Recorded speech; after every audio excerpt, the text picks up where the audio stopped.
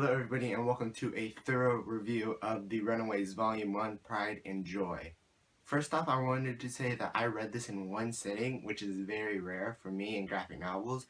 I usually only do that with graphic novels that I really enjoy, and I really enjoyed this one. And with other ones, it takes me maybe 2 days, like 2 separate reading times. But this one, I just sat through the whole thing like in 1 hour, and I just read all 6 issues in the novel. It's a brand new plot that I have not heard of ever. I love the plot. It's about these teenagers who find out that their parents are supervillains, and they just have to deal with that. And it's very cool because the cliche is that teenagers hate their parents and they see them as supervillains, but this is actually happening to these teenagers, and they have to deal with it. And seeing that from a teenager's point of view instead of like a superhero adult like Batman or Superman having to take down a villain, but this being with teenagers, that's really fun, especially for like the audience that reads most comics, which are teenagers. Like I said, a graphic novel has to be really enticing for me to sit through and read the whole thing in one sitting, so you could tell that this was a really good plot and I really enjoyed it because it went by like nothing. I like the art too because it looks like Marvel 2006. You get like a lot of Ultimate Spider-Man feels with it. You get like that cartoonish vibe without being too cartoon, but you also get that realistic vibe with not being like, Alex Ross, where it's just like kind of creepy how realistic it is.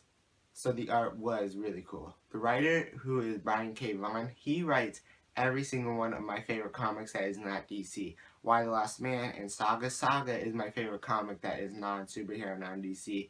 It's up there. It's like number 3 on my list. It's like, Batman, like some DC comics, and then Saga. Saga is so good. And this one is just like his other works. It's really amazing. I love it. The writing is just so perfect. It's like whenever you pick up like a Jeff Johns book or like a Brian K. Vaughan book, it is going to be very, very, very good.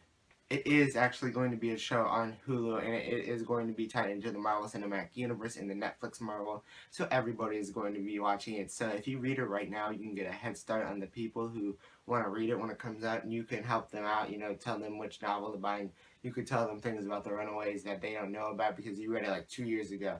Like right now, it's like going to debut like in 2018 or 19 or something. So if you read it right now, then you read it a lot, because there's like, I don't know, like I think like 15 graphic novels with like 6 issues in it. So like there are a lot of books in this series. So if you read like all of them, like if it's really that good and you have that much money, you can be like one of the people that people come to know about the Runaways. And that's one of my favorite things about reading comics. It's, being on Twitter and helping people out who don't know like what to start reading or who these people are in general. So I like to read my stuff before, like a couple years before. Like I've been reading like a lot of like the DC extended universe, like the movies, like what they are going to be, like their villains and their plots. I've been reading the novels based on that.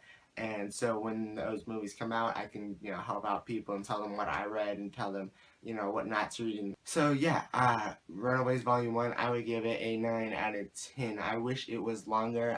That's the one problem I had, is like, I think that they should make graphic novels like with those kind of comics from back then, because back then those comics were very thin, so they should have like 10 instead of 6, because usually like with the New 52, what they did is they put like 8 like issues in the novel, and that like kicked off all the other graphic novels having 8 issues, but this one has 6, and I do think that they should bump it up to 10, and I know they probably won't because they printed these like 8 years ago and nobody's watching this video that works at the printing press, or even if that's what it's called. I don't know where they make graphic novels, but that is my one complaint. It would be a 10 out of 10 if I could read it longer, and it was only still like $7.49. It was $14.99, but I got it on sale at a bookstore, so it was a good deal, and I'm very glad I bought it.